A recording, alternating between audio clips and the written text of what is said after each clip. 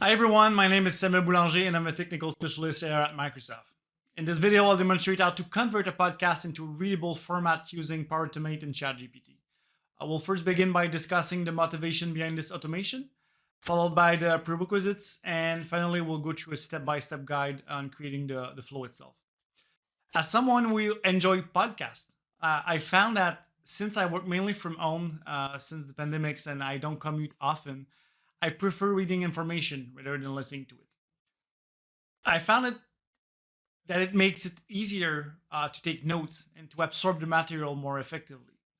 Although some podcasters already provide a transcript of their episodes, not all of them do, which led me to develop this solution. But before we begin, I really want to stress that the purpose of sharing this method is solely for personal use and learning purposes. It's essential to acknowledge and respect the original authors and their works when using the solutions or any other materials created by others, basically. Obtaining permissions before using someone else's materials, particularly for commercial or public use, is always the best practice. Unauthorized use of or distribution of copyrighted materials can result in legal complications and can harm the original creator. So, as such, it's vital to recognize and respect the intellectual property rights of others. Now, let's review the prerequisites. So first, you will need an OpenAI account with sufficient credits available. I've created a separate video on setting up your account to avoid repetition between my different videos. The link to this video will be in the description. Then we will need to create a OneDrive folder to generate and share document using Power Automate's create document actions.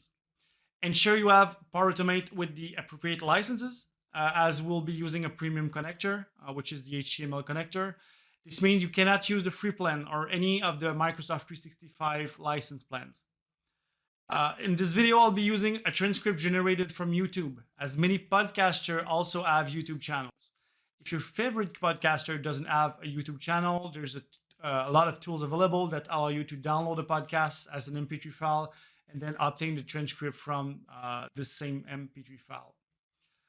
For instance, I'll use my own video during this video. So I'll take the transcript of one of my video, and to obtain the transcript from a YouTube video, you will need to navigate to the video itself on YouTube, click on the three dots, select show transcripts, and then you will be able to copy and paste the text from the transcript window. Once you have the transcript, you're ready to set up your new flow. So let's begin. So now let's create our flow. So first, navigate to make.powerapps.com, and we will click on flows and new flow. Then our trigger will be an instant cloud flow. So we will manually trigger it. Obviously, you can use any other kind of trigger that you will prefer. For me, I find it more easy to just trigger it manually. So I'll just give it a name, podcast PDF. And I will manually trigger the flow.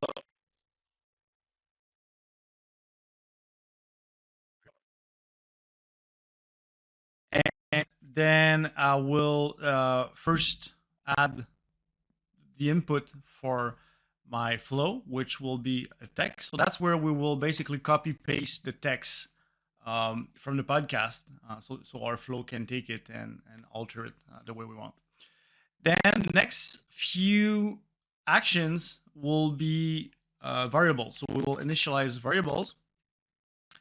And the first one basically will be the variable we will append the different chunk of the text. So if you're listening to a podcast that has 2 hours, 3 hours, 4 hours, like it's often the case, you will be limited by the current limitations of tokens from the ChatGPT API, which is currently 4,000 something. In ChatGPT 4, I heard that it will be around 32,000, but still, if you have a podcast that is like 3 hour long, for sure we'll have to separate your text in chunk, because consider that this token limitation is for the prompt itself, so your initial prompt plus the answer from ChatGPT. Okay, and I've tested with a podcast of 3 hours. It's something like only only for the original prompt, it's something like 39,000 tokens. Okay, so that's why we will separate our text in different chunks, and we will then append those chunks in this variable. And basically, that's this variable that will create our end result, that will create the text inside of our PDF. So let's call it final text.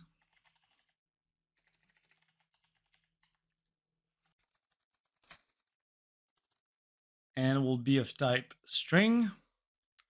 And then let's create our next one. So this one and the next one are totally optional. It's just because it's easier to manage your flow afterward. We will input the variable for the number of characters in every piece of text, in every chunk, and we will also create a variable for our prompt. So let's create this one. It's initialize variable. We will call it number of characters, and it's of type integer. And based on my test, with current limitation of 4,000 tokens, I will highly suggest that you use 5,000 number of characters for the size of your chunk, but feel free to experiment by yourself and test what's worked for you or not. Then the next one will be the prompt itself. So the prompt we're sending to the API, so we'll call it prompt. We'll rename this one to prompt. It's of type string, and there I will copy paste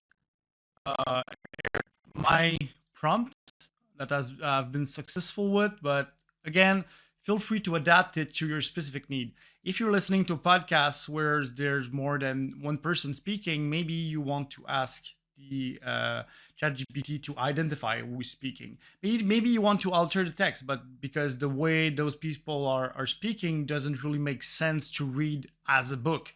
In my case, for the type of podcast I'm listening to, it's only one person speaking, and those persons are very eloquent, so I don't need to alter the text itself. So that's why I'm asking ChatGPT to format this text in HTML, to add sub-chapters, but no chapters, because since there's only chunk of the text, if you add chapters, it won't make sense because it doesn't have enough context to create a chapter that will make sense. So that's why I'm asking him to only create sub-chapter. I formatted in HTML because it will create my header. It will add it will add a bit of layout to my text. We'll add paragraph. We'll add new lines, that kind of stuff. So to make sure it's readable, it's enjoyable to read, I highly suggest that you create it in HTML. When the next API of GPT-4 will come and there will be a limitation of 32,000 tokens, I think it might worth testing with creating chapter. But for now, I've tested it and it doesn't make sense. So I'll suggest you to use this prompt. But again, just feel free to experience yourself based on your specific needs and the specific podcast you're listening to. Then we will add our list variable, which will be new line. And let me explain quickly here. So when you copy paste your text at the beginning, when you trigger this flow, the way flow is handling it, it adds those new line basically in the code, and it's just like a /n. And while experimenting with the API, I realized that ChatGPT, by receiving the prompt with those new line inside of the request, it had a harder way to remove the timestamp, and in some cases the /n will stay in the text, which make it a bit weird to read and affect the layout. So for that reason, I want to remove them from the text, and to do so, I'm creating this variable, and later on you'll see why I'm creating a variable. But for now, just let's create it. So we'll call it new line, and you will put your cursor in the value and we'll just create a new line. So just press enter, and that's it for now. Then we will separate our text in different chunks. So we will use a compose action to do so. So compose, data operation. And the input will be, we'll click on expression. and we will type chunk, okay, which is basically the expression we want to use. And chunk has two parameters. So what's the text we want to separate, and in what's the length of those different chunks in characters. So that's why we've created this variable called number of characters earlier. So if you want to change that, you don't have to open the expression. You can just change it in the variable at the top there. So we will refer to the text, which is in our original trigger. Actually, we'll click on dynamic content, input. Then we'll put our second character, which is our variable number of characters. Then we'll click on OK. That's it. Now, we want to individually send those chunks to ChatGPT. And to do so, we will create apply to each. So it will run in each of the chunk. So apply to each. The output is the output from our compose action. And that's where actually the first step will be to remove those new line, as I explained earlier. So to do so, we will use a compose action again. We'll create an expression. And we will use the replace expression. So basically, we will replace those new lines with nothing. So we'll basically removing them. So let's replace what is in the current item. So dynamic content. And okay, that's something that can happen. So right now I don't see what I'm supposed to see, which is current item. Okay. So what we'll do is we will save our flow. Actually, we will remove our compose action. We will save our flow and we will refresh.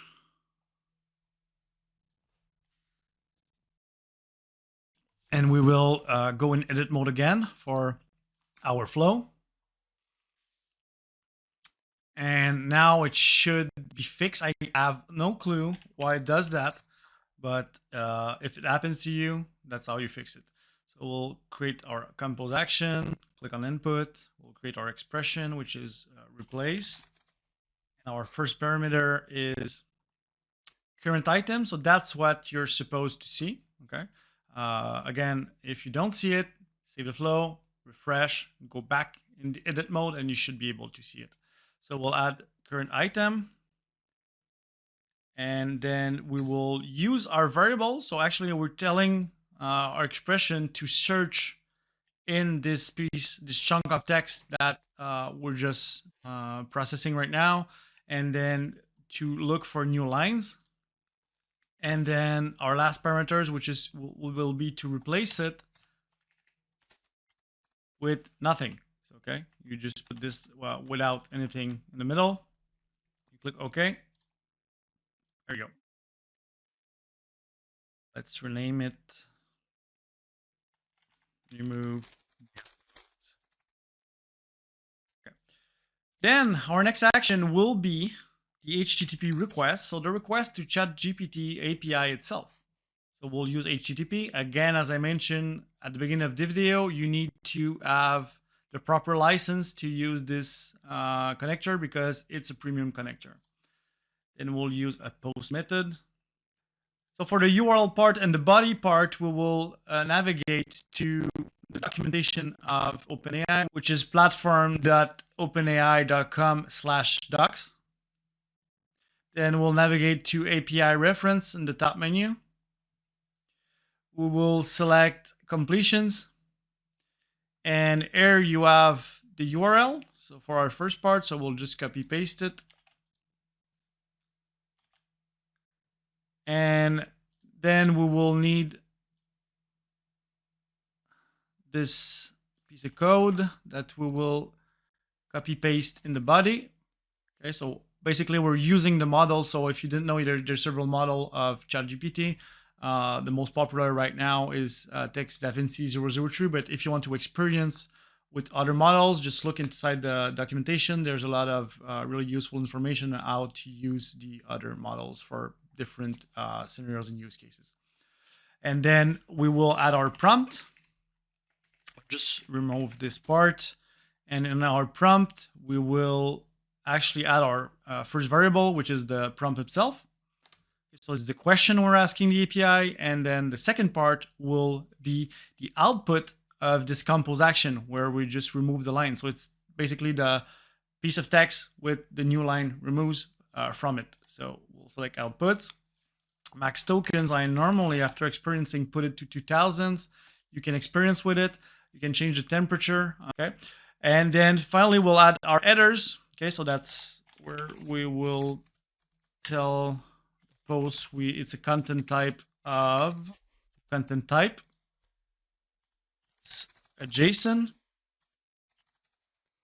And then we will need to pass our API key. So you add authorization here, then bearer, B-E-A-R-E-R, space, and you copy paste your API key. I won't cover how to get your API key in this video because as I mentioned at the beginning of the video, I just created another video, quick video, to show you how to get your API key and make sure it works properly. So I'll just reference this video in the description. Then finally, we will, actually that's done. That's it. So actually we're done with our HTTP request. And the last part of our apply each will be to append all the chunk of text, okay, to our final text variable. So we will type append to string variable. I'll just rename it to append to final text. And we will select final text, and the value will be the answer from our HTTP request, okay? We will use an expression. You can also use parse JSON action if you want. I prefer the expression. I found it more cleaner, but again, if you're good with Power Automate, feel free to just experiment with different way of doing it. There's never just one way of doing something in Flow. So I'll use body. I'll copy paste this one, and I will put it in the description. So basically, we're telling the expression to take the response from the HTTP request and to only keep the text, because if you don't do this, you will have a bunch of codes that come with your text, and we don't want this because it will give a weird result. So we're done with it, and our last part, we'll close this apply to each.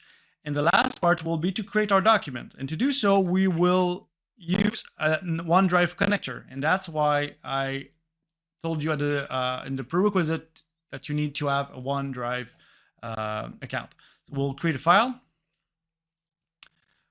We'll tell it where to save it. So in my case, will be root text transcript and output. Okay, you can put it wherever you want.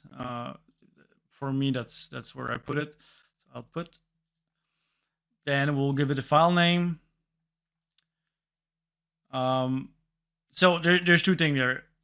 Either you give it a fixed file name, or you can ask ChatGPT to create you a file name each time. You can use a timestamp, or you can add a new value to your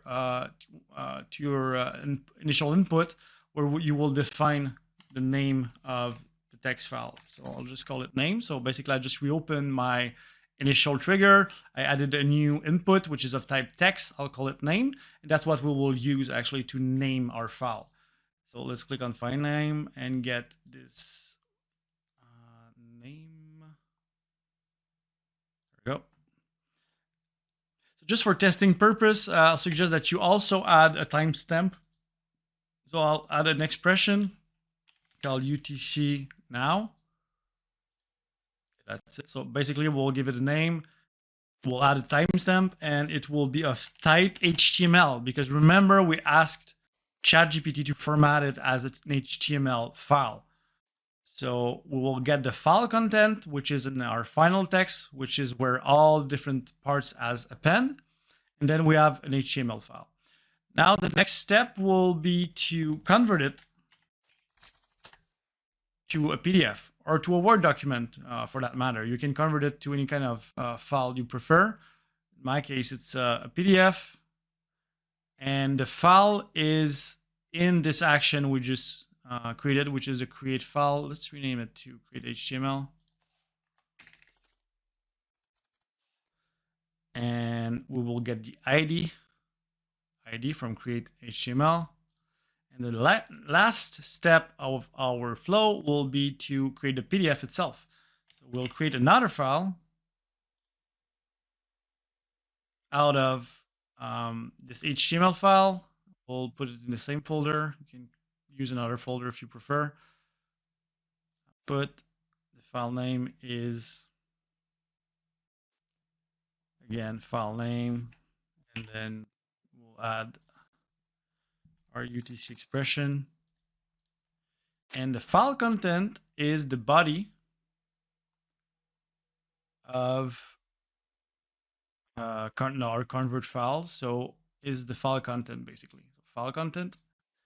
And then we save and we're done. If you want to test it, click on test, manually test. And that's where you'll copy paste the transcript, or you'll put the name. So for instance, if we want to use one of my video, so let's navigate on YouTube. I'll take one of my video. For example, I will click on the three little dot and click on show transcript. And you can see it's not always the best transcript, specifically with my French accent. As you can see, my name is not Samir Brunology. It's still Samuel Boulanger. It has this limitation, but I'll let you experience. So it's really depend on the podcaster you're liking. But anyway, you can ask ChatGPT to correct those kind of issues. Obviously not with the name, but any incoherence in the text can probably be fixed by ChatGPT itself. So we copy paste it there. We give it a name. So let's call it just podcast to PDF text and run the flow.